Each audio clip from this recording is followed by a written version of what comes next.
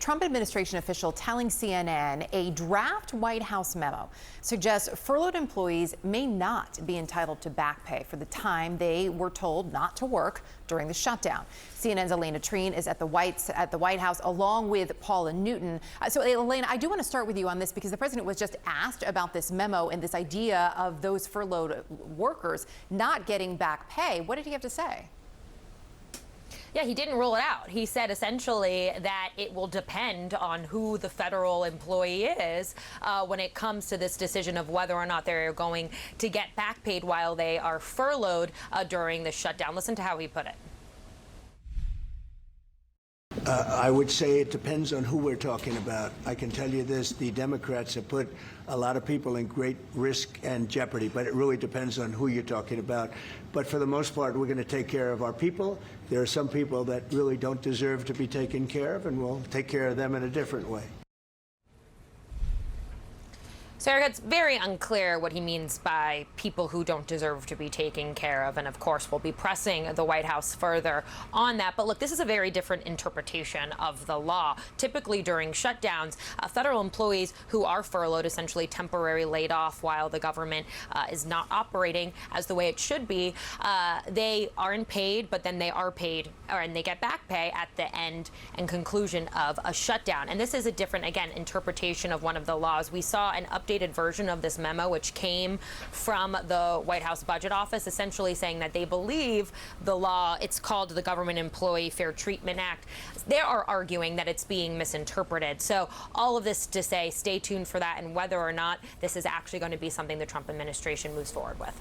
And the big question, too, is what happens to all these workers? Look, there's 750,000 furloughed federal workers as the government is shut down. He was asked if they would be paid. Of course, there's a law requiring they get paid, and he acknowledged that later. He said it depends on who we are talking about. And then he said they want to, quote, permanently eliminate programs that are, he didn't say which ones, but amid the shutdown, this is the threat, and he's ratcheting it up. Yeah, now there's a twofold threat, right? The first threat was we're going to eliminate these programs, which means mass layoffs. We know that OMB Director Russell Vought had presented him with a list of various agencies and programs that weren't, quote unquote, aligned with this administration. That's where the layoffs would come from. We've been hearing this threat from the White House, from Caroline Leavitt at the podium, as well as from President Trump now for days. Now they've escalated to a new threat. The new threat is that these federal workers might not get their back pay if he chooses not to give it to them. Now, how that would even work seems completely suspect, right? You're looking at a huge pool of federal workers. He wouldn't give any ideas of who might get back pay and who wouldn't.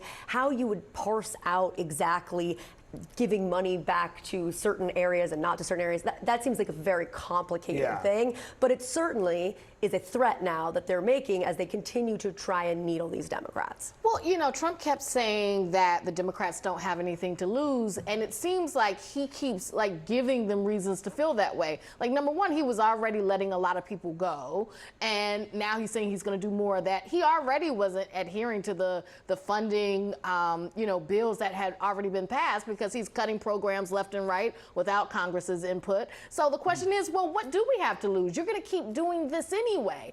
And also, Democrats right now, they are on the winning side of the shutdown, right? No one wins in a shutdown, but right now, people are looking at the White House and Republicans and are blaming them. And I don't think it helps when you have Trump and the White House kind of saying now, oh, we're not going to give them back pay. People have lived through a lot of shutdowns, in recent years. They know this doesn't have to happen. And so it seems like the White House is making this choice. And you're saying you're going to hurt the Democrats, but I think people at home can see you're just hurting regular people who just going to work. Yeah, I mean, Trump has been threatening. The strategy here has been to use the power of the government to go after things that Democrats like, go after federal employees, get Democrats to cave. But so far, that strategy is not working. And there's a sign here that, from what Trump is saying, that this is going to go on for a while, the shutdown.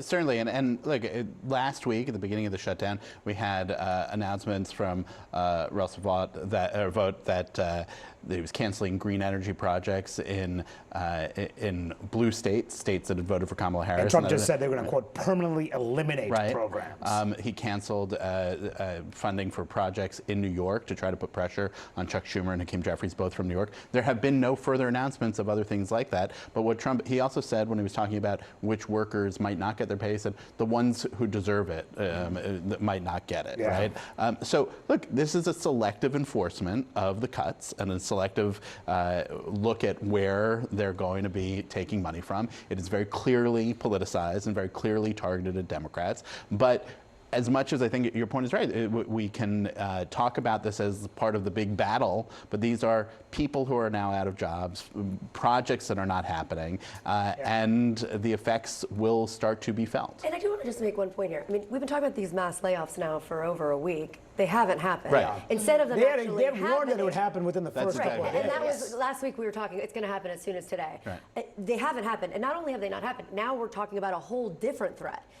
So it's not even that they're executing on one, there's another. And I think that goes to show you that this isn't exactly playing out the way that the White House thought it would. Now, some preliminary polling has shown that people blame them both sides equally. That also is not something that the White House anticipated.